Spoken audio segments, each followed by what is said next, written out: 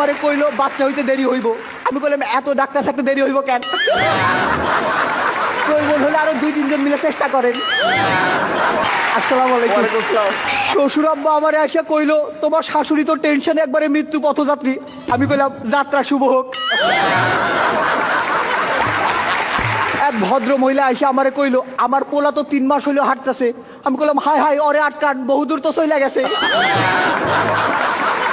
আমার বউ আমারে ডাইকা কইলো খুব টেনশন হইতেছে যদি একটা কিছু হয়। আমি কইলাম আরে একটা কিছু হওয়ার জন্যই তো আনছি। আমি কইলাম থাকো আমি বাসা থেকে আসতেছি। কইলো তার আগে তোমার শালি আসুক। আরে তাইলে যায় লাভ কি? দিদা আমারে কইলো বাচ্চা হওয়ার আগে টক খাওয়ান লাগে, এই ধর তোর বইয়ের জন্য 1 বাটি আচার নিয়ে যা। আমি কইলাম তাহলে আমারও 1 বাটি দাও। দিদা কইলো আরে না বাচ্চা তো হইব তোর বইয়ের। আমি কইলাম হ অবাক ব্যাপার, একই দিনে বিয়ে করলাম শুধু বইয়ের খবর হয়ে গেল। বউ কইলো বাড়িতে নতুন অতিথি আসতেছে, শুনে খুব আনন্দ পাইলাম। পরদিন দেখি শ্বশুর শাশুড়ি চলে আসছে। পাশের ঘর থেকে শালিকা এসে আমারে কইলো দুলা ভাই আমি কিন্তু বইনরে সারা রাইতে ঘুমাইতে পারি না। আমি কইলাম হ আমিও। আজ থেকে তোমরা দুজনে একসাথে থাইকো, আমি মধ্যিখানে ম্যারেজ করে আনি মনে। শালি কইলো আমার বোনের বাচ্চা হইব জন্য আমার খুব খুশি খুশি লাগতেছে। আমি কইলাম এইবার তোমার উচিত তোমার বোনরে খুশি করা। পরিবার পরিকল্পনার এক আপা আসছিল। আপা আমারে কইলো যে জন্ম নিয়ন্ত্রণের জন্য কোনো পদ্ধতি গ্রহণ করছিলেন কি? আমি কইলাম পদ্ধতি একটা গ্রহণ করছিলাম কিন্তু ওইটা নিয়ন্ত্রণের না। আপা আমার বউরে কইলো যে এই সময় ভালো মন্দ খাওয়া দরকার, আপনার কি খাইতে সবচেয়ে ভালো লাগে? আমি কইলাম ওই একটা খাবারের নাম কয়া দাও। ওইটা কইও না। আপা আমার বউরে কইলো এই সময় কিন্তু ভারী কোনো কিছু তুলবেন না। আমি কইলাম আমার ওজন খুব একটা বেশি না।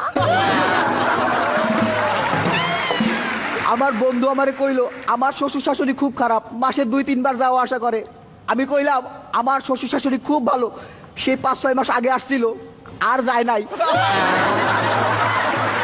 আমি যাই শ্বশুর শাশুড়ি কইলাম আপনারা বাড়ি যাইবেন কবে? কইলো নাতি নাতির মুখটা দেখে যাবো না। আমি কইলাম ঠিক আছে 2-3 দিনের মধ্যে একটা ব্যবস্থা করতেছি। হানিমুন থেকে ফিরেই তো বউরে হাসপাতালে পাঠানো যায় না, লোকজন কি মনে করবো, তাই বিস্তারিত একটু কইলাম। শালিরে করে রিক্সায় করে হাসপাতালের দিকে আসতেছিলাম। শালি আমার জড়াই ধরে কইলো আমার খুব টেনশন হইতেছে। আমি আরো শক্ত করে জড়াই ধরলাম, আমার টেনশন তো বেশি। হাসপাতালে ঢুকতেই ডাক্তার রে দেখে বুকটা ধীপ ধীপ করতেছিল। আহ মাইয়া ডাক্তার রে। ডাক্তার আপা আমারে কইলো বাচ্চা হইতে দেরি হইব। আমি কইলাম এত ডাক্তার থাকতে দেরি হইব কেন? প্রয়োজন হলে আরো 2-3 জন মিলে চেষ্টা করেন। টেনশনে কাঁপতেছিল আমার হাত,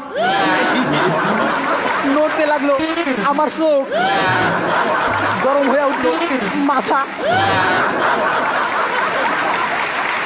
আমি দোয়া করলাম যে বাচ্চা জানি দেখতে আমার মতো হয়, দুষ্টু প্রতিবেশীর তো অভাব নাই।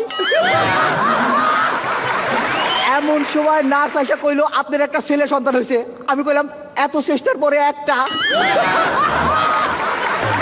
দাঁড়ান বউরে খবরটা দিয়ে আসতেছি। যাইয়া বাচ্চারে তো দেখে অবাক, এতদিন পরে হইলো তাও এত ছোট। বললাম এই বাচ্চারে পাল্টাই দেন, লিক হয়ে গেছে। বাচ্চার মুখ দেখে তো অবাক, একবারে দাদুর মতো। আরে দাঁত ছাড়া যে। শালি কইলো এই যে বাচ্চার চোখ 2টা একবারে আমার বোনের মতো, কান 2টাও একবারে আমার বোনের মতো, আর যে একটা কইলো না ওইটা তো আমার মতো। আমি নাকের কথা কইতেছিলাম। আমার যে ছেলে সন্তান হয়েছে এইটা শুনেই বিশ্বাস করেন। একটা ছোট্ট প্রমাণ আছে কিন্তু তা দেখাতে পারবো না। আরে ছবিটা যে নিয়ে আসি নাই। শ্বশুর শাশুড়ি কইলো একটা ভালো ছেলে খুঁজতেছি, ছোট মেয়েটার এবার বিয়ে দিয়ে দিব। আমি কইলাম আরেকটা ভালো ছেলে খুঁজেন, আমার দ্বারাও বিয়ে দিব। পরিবার পরিকল্পনার পয়সা কইলো ভাইজান এই ভাবির স্বাস্থ্য খুব একটা ভালো না, এখন আর বাচ্চা কাচ্চা নিয়েন না। আমি কইলাম তা ঠিক আছে, কিন্তু যাদের স্বাস্থ্য ভালো তারা তো আর শুনবো না। বলে শোনেন, 2 বাচ্চার মধ্যে দূরত্ব রাখা দরকার। আমি বললাম ঠিক আছে, বাচ্চা আরেকটা হইলে 2টারে 2 জায়গায় পাঠাই দেবো। বলে শোনেন, বাচ্চার পুষ্টির জন্য মায়ের ভালো মন্দ খাওয়া দরকার। আমি বললাম এই তো, মেয়ে মানুষ বলে পক্ষপাতিত্ব করলেন। ছেলে হলে বলতেন বাচ্চার পুষ্টির জন্য বাবার ভালো মন্দ খাওয়া দরকার। আর সারাদিন ধরে বউ বলতেছে আজ পারফরমেন্স যেন ভালো হয়।